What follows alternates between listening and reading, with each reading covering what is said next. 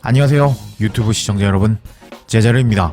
이번 영상은 2024년 7월 18일 토트넘의 모든 소식 전해드리려고 노력하는 제자르의 세 번째 영상이 되겠습니다. 오늘 새벽에 토트넘과 하치의 경기 다들 보셨나요? 라이브로 경기를 보느라고 새벽 2시부터 일어나서 대기하고 경기를 본 제자르인데요. 오늘 경기에서는 정말 많은 것들을 의미하는 장면을 볼 수 있었습니다. 제가 처음에 이 메인 장면에 이렇게 컨셉을 잡았거든요. 손흥민과 메디슨이 같이 서 있는 경기 시작 전에 장면을 포착한 제자르인데요. 오늘 경기를 보면은 앞으로 메디슨이 많이 뭐라 해야 되죠? 긴장을 해야겠습니다. 이렇게 많이 긴장을 해야 되는 상황이 벌어질 것 같거든요. 왜 앞으로 메디슨이 긴장해야 되는지 관련 소식 바로 알아볼까요? 왜 앞으로 메디슨이 긴장을 해야 되냐면요. 자, 제가 다음 사진 보면서 설명드리겠습니다. 오늘 토트넘은 스코틀랜드 지난 시즌 3위 하치를 상대로 5대1로 승리를 거뒀습니다. 전반전에는 주전급이 나와서 1대0으로 전반전을 끝마쳤거든요. 그리고 이제 후반에는 5대1로 경기를 끝마치면서 이제 하치를 탈탈 털어버린 토트넘이었습니다. 원래 전력 차이가 엄청나게 나는 두 팀 간의 차이기 때문에 토트넘이 뭐 다득점으로 승리해 줘야 되는 것은 당연하다고 할 수 있었습니다. 하지만 오늘 경기에서는 여러 가지 의미가 있는 장면들이 많이 나왔는데 제가 왜 그런지 설명드리도록 하겠습니다. 그래서 다음 사진 보면서 설명드리자면요. 오늘요 토트넘의 처음 선발 라인업은요, 오스틴 키퍼, 그리고 포로, 그레이, 스킵, 그 다음에 돈니, 그리고 비수마, 메디슨, 크루세스키, 존슨, 솔로몬, 손흥민의 뭐 4-3-3 아니면 4-2-3-1 요런 포메이션으로 나왔습니다. 이제 전반전에 주목해야 될 점은 무엇이냐면요, 여기까지는 이제 지난 시즌 주전 라인이었거든요. 주전 라인이고 앞으로도 포함이네요. 그리고 이제 나름 전술 실험을 했는데 지금 반더벤, 로메로, 그리고 드라구신 뭐 이런 선수들이 이제 메이저 대회를 뛰면서 토트넘에 아직 합류하지 않은 상태거든요. 그래서 전반전에는 센터백에 그레이와 올리버 스킵을 두면서 이제 전술적인 실험을 했습니다. 그래서 이제 스킵 같은 경우는 일단 왜 넣었는지 모르겠지만 일단 그레이와 짝을 같이 이루면서 센터백으로 나왔고, 이제 전반전은 그레이가 센터백에서 어떤 능력을 보여줄 수 있냐 그거를 체크한 엔제 감독인 것 같았는데 실험은 성공적이었습니다. 뭐 그레이가 키도 크고 이제 뭐 하츠 정도의 팀을 상대로는 센터백으로 뛰면서 이제 경기를 잘 후방에서 지휘할 수 있는 그런 센스와 패스팅 능력, 뭐 여러가지 안정성 이런 것들을 보여준 그레이였습니다. 이렇게 전반전에 실험을 끝낸 포스테코글루 감독은요, 후반전에 선수들을 대거 교체해줬거든요. 어떻게 교체를 해줬냐? 키퍼에는 화이트먼 키퍼, 그리고 이제 레비 회장이 몇 푼 더 받으려다가 제노아로 완전 이적 실패한 스펜스, 그리고 로얄, 애슐리 필립스 이 두 명이 센터백으로 나왔습니다. 그리고 롭슨 이 선수가 풀백으로 나왔고요. 홀, 그 다음에 베리발, 디바인 이렇게 미드필더로 나왔고, 무어, 랭클셰어, 베르너 이렇게 4-3-3 포메이션으로 나온 토트넘이었습니다. 그래서 이 선수들이 과연 잘할까? 이런 의구심을 가진 후반 초반이었거든요. 근데 후반전에 정말 알찬 모습을 보여줬습니다. 일단은 이 선수들이 정말 잘해주었는데, 일단 이유가 뭐냐면요, 다 2군이거든요. 베리발 정도만 빼고 거의 2군으로 다음 시즌에 토트넘의 선발로 나올까 말까 거의 나오지 못할 가능성이 있는 2군 선수들이 정말 죽으심을 다해서 뛰어주는 모습을 보여줬습니다. 그리고 결과도 좋았습니다. 후반전에 좋은 모습을 보여주었던 선수 중에 한 명은 제드 스펜스라고 할 수 있겠습니다. 제드 스펜스 기억나시는 분들 많으실 텐데요. 이 선수가 이제 콘테 시절에 토트넘을 이적한 유망주 중에 한 명입니다. 이 선수가 2부 리그에서 뛰었는데요. 엄청난 가능성을 가진 유망주라고 해서 토트넘이 이제 미래를 내다보고 이 선수를 영입했습니다. 그런데 이 선수가 어떻게 됐냐? 그 이탈리아 아저씨 아시죠? 이탈리아 아저씨, 콘테 아저씨가 이 선수가 내가 원하는 픽이 아니라면서 안 썼습니다. 쓰지도 않고 써도 경기 종료 직전에 뭐 1분 남겨두고 투입하고 이렇게 하면서 약간 이 선수한테도 굴욕을 줬고 토트넘 구단 측에서도 약간의 내가 원하지 않는 선수를 왜 영입했냐 하면서 성격 더러운 모습을 보여주는 콘테였습니다. 그렇게 제드 스펜스는 토트넘에서 기회를 잃었고 제노아로 임대 가서 나름 잘했던 걸까요? 제노아가 이번 시즌에 완전 영입을 시도하였거든요.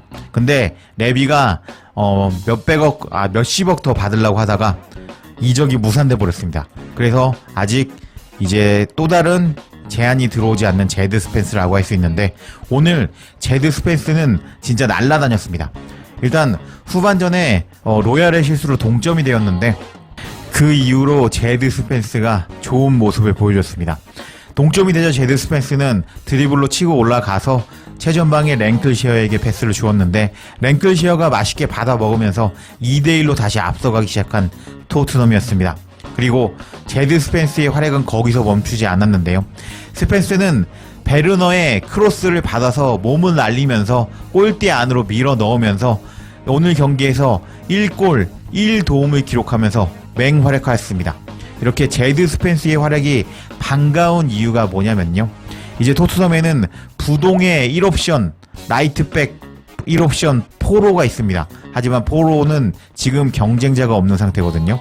경쟁자라고 해봐야 이제 그냥 뭐 착하기만 하고 이제 뭔가 부족한 여러가지 면에서 부족한 에메르송 로열가 뭐 경쟁 체제 아닌 경쟁이라고 할 수 있었는데 이제 제드 스펜스가 이렇게 오늘과 같은 경기력을 계속 보여준다면은 이제 스펜스와 포로가 경쟁 체제를 형성한다고 할 수 있겠습니다. 그래서 이제 이 경쟁 체제를 통해서 스펜스도 더 발전할 수 있겠고요. 포로도 더 발전할 수 있는 상황이 오늘 경기를 통해서 이제 만들어졌다고 할 수 있겠습니다. 그리고 오늘 미친 활약을 보여준 유망주 선수 2명이 있었는데 그 선수는 마이키 무어와 윌 링클시어 선수입니다. 일단 제드 스펜스의 패스를 받은 랭클시어는 침착하게 밀어넣는 모습을 보여줬습니다. 랭클시어의 골 장면에서 알 수 있는 것은 뭔가 부족한 시절리송은 잘 넣지 못하는 각도의 골을 넣었다는 것입니다. 랭클시어는 2005년생으로 19살인데도 불구하고 키가 벌써 189cm나 되면서 피지컬 면에서는 시셜리송보다 좋다고 할 수 있는데 오늘 상대가 약팀인 하츠를 상대하기는 했지만 좋은 골 결정력을 보여주면서 기대감을 심어주었습니다. 그리고 또 다른 한 명의 좋은 활약을 보여준 선수는 마이키 무어 선수인데요. 이 선수는 맨시티에서 관심이 있다고 루머가 날 정도의 재능을 가지고 있는데 오늘 베리발의 평범한 전진 패스를 받아서 개인 능력으로 골을 넣어버리면서 베리발에게 1도움을 강제로 선물해 줘버렸습니다. 확실히 마이키 무어도 시실리송이라면은 절대로 못 넣었을 골을 넣어버렸는데 그렇기 때문에 토트넘은 오늘 후반 스쿼드를 싹 바꿔버리면서 엄청난 가능성을 보아버렸습니다. 그리고 오늘 베리발은 마이키 무어가 만들어주기는 했지만 무어에게 좋은 전진 패스를 넣어주면서 1도움을 기록했고 마지막 애슐리 필립스의 밀어넣기 골에 기점 패스를 넣어주면서 확실히 패스 면에서는 좋은 패스를 뿌려줄 수 있다는 것을 보여주었습니다.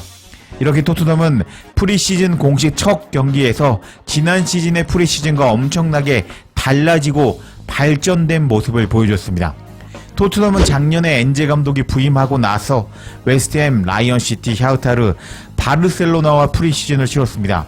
지난 프리시즌과 이번 프리시즌과의 비교를 해보면 토트넘이 이번 시즌 엄청나게 달라졌다는 것을 확인할 수 있습니다. 우선 지난 프리시즌 첫 경기였던 웨스트햄 경기와 오늘 경기를 비교해 보도록 하겠습니다.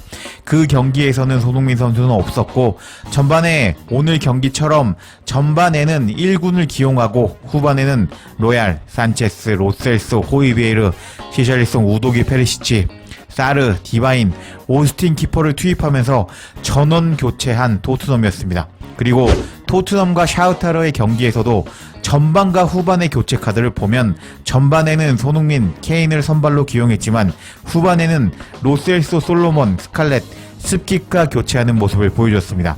그리고 바르셀로나와 경기에서는 시셜리송 솔로몬, 로스레소 페르시치, 다이어 산체스 등이 선발이었고 후반에는 디바인, 스칼렛, 스펜스, 사르와 교체해주는 토트넘이었습니다. 지난 시즌 프리시즌과 이번 시즌 프리시즌이 달라진 모습 보이시나요?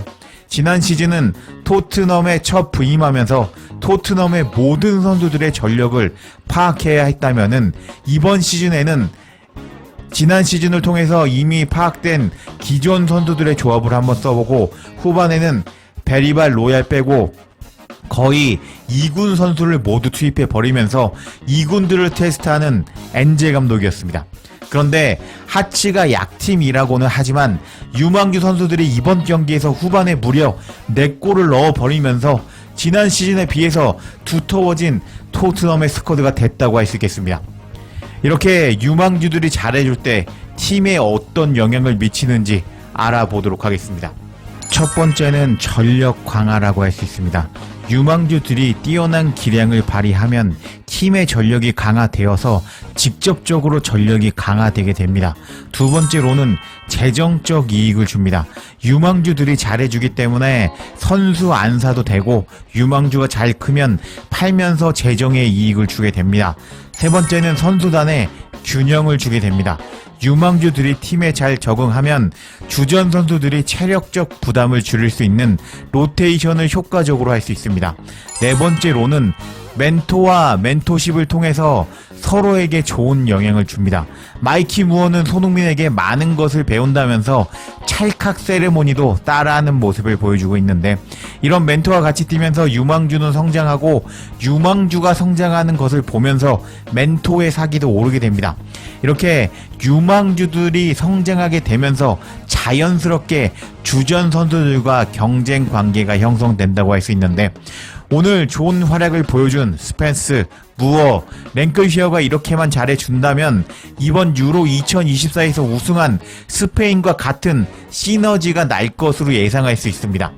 이번 유로 2024에서 스페인이 우승할 수 있었던 것은 다른 요인도 있겠지만 빠른 스피드로 왼쪽 측면을 붕괴시키는 니코 윌리엄스와 개인기로 오른쪽 측면을 붕괴시키는 야말 덕분에 우승했다고 할 수 있겠습니다. 니코 윌리엄스는 22살, 야말은 17살로 어린 선수들의 활약 덕분에 우승했다고 할 수 있는 스페인이라고 할 수 있는데 오늘 토트넘은 1군으로 뛸 것으로 예상되는 베리발과 그레이의 좋은 활약과 그리고 유망주 랭크시어 무어에게서도 가능성을 보았기 때문에 지난 시즌의 고질적인 문제였던 1군과 2군의 차이가 너무 난다는 점을 이번 시즌에는 보완했다고 할 수 있겠습니다. 즉 스쿼드가 지난 시즌보다 두터워진 토트넘이라고 할 수 있겠는데 스쿼드가 두꺼워지면 여러가지 이점이 있고 우승 가능성이 높아진다고 합니다. 스쿼드가 두꺼워졌을 때의 장점 첫 번째로는 부상과 피로 관리에 좋다고 합니다. 두터운 스쿼드는 부상 선수 발생 시에 대체 가능한 선수를 확보할 수 있게 하는데 이는 시즌 내내 안정적인 성적을 유지하는데 중요하다고 할 수 있습니다. 이런 사례로는 맨시티와 리버풀은 최근 시즌 동안 두터운 스쿼드 덕분에 부상과 피로를 효과적으로 관리하면서 우승 경쟁을 지속할 수 있었습니다. 그리고 두 번째로는 전술적 다양성입니다. 다양한 포지션에 뛰어난 선수들이 많으면 감독이 전술적으로 유연하게 접근할 수 있습니다. 이는 경기 상황에 맞춰 다양한 전략을 구사할 수 있게 해줍니다. 이런 사례로는 첼시의 20-21 시즌 챔피언스 리그 우승은 여러 전술적 변화를 가능하게 한 두터운 스쿼드 덕분이다 라는 분석이 있습니다. 세 번째로는 경쟁과 동기부여에 좋다고 합니다. 스쿼드 내의 경쟁은 선수들의 동기부여를 증가시키고 모두가 최고 수준의 퍼포먼스를 유지하게 만듭니다. 이런 사례로는 맨시티의 펩 가르디올라 감독은 스쿼드 내 경쟁을 통해서 선수들이 지속적으로 최고의 상태를 유지하게 만든다고 합니다. 즉 지난 시즌에 영국 국적이라고 못해도 선발이 보장되었던 메디슨도 설렁설렁 뛰지 못하고 미친듯이 뛰어야 되는 상황이 만들어졌다고 할 수 있겠습니다. 그리고 네 번째로는 로테이션에 좋다고 합니다. 결국 스쿼드의 두터움은 부상관리, 전술적 유연성, 선수들의 동기부여, 체력관리 등 여러 측면에서 팀의 우승 가능성을 증가시키며 이는 팀의 성적에 긍정적인 영향을 미친다고 할 수 있겠습니다. 지난 시즌에 토트넘이 수비가 부족해서 1위 하다가 무너지고 말았는데 이번에는 드라구신이 있으면서 수비가 보강되었고 오늘 경기에서 유망주들의 활약으로 지난 시즌 막판에 토트넘의 약점이었던 미드필더도 보강되었다고 할 수 있겠습니다. 그리고 오늘 베리발은 1 기점 패스, 1 도움을 기록하면서 프리미어 리그에만 적응한다면 메디슨과 확실하게 경쟁할 수 있는 가능성을 보여줬습니다. 무어에게 찔러준 패스처럼 손흥민에게 패스를 넣어주는 베리발의 모습이 상상이 되는군요. 즉 손흥민 선수의 우승 가능성이 대폭 상승했다고 할 수 있겠습니다.